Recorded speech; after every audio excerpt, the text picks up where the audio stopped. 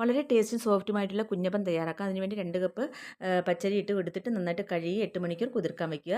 അതിനുശേഷം മിക്സിയുടെ ജാറിലേക്ക് ഇട്ട് കൊടുത്തിട്ട് 1 കപ്പ് ചിരകിയ തേങ്ങയും 1 കപ്പ് ചോറും ഇട്ട് കൊടുത്തിട്ട് 2 ടീസ്പൂൺ പഞ്ചസാരയും 1 കപ്പ് വെള്ളവും 1/2 കപ്പ് തേങ്ങാ വെള്ളവും കൂടി ചേർത്ത് നന്നായിട്ട് അരച്ചെടുക്കുക. ഫൈനായിട്ട് അരച്ചെടുത്ത മാവ് നമുക്കൊരു ബൗളിലേക്ക് ഒഴിച്ചു കൊടുക്കുക. എന്നിട്ട് ഓവർനൈറ്റ് പുളിക്കാൻ വയ്ക്കുക.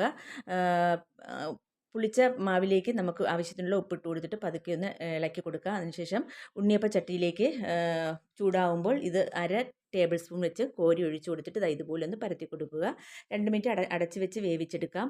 2 മിനിറ്റ് കഴിഞ്ഞാൽ നമുക്ക് ഓരോ കുഴികളിൽ നിന്നും അപ്പം എടുത്ത് മാറ്റാവുന്നതാണ്. പിന്നെ ഈ അപ്പത്തിൽ നമ്മൾ ഈസ്റ്റോ സോഡാപ്പൊടിയോ ഒന്നും തന്നെ ചേർക്കുന്നില്ല. വെറും പഞ്ചസാരയും തേങ്ങാവെള്ളവും മാത്രമേ ചേർത്തിട്ടുള്ളൂ. എല്ലാവരും ഒന്ന് ട്രൈ ചെയ്യണേ.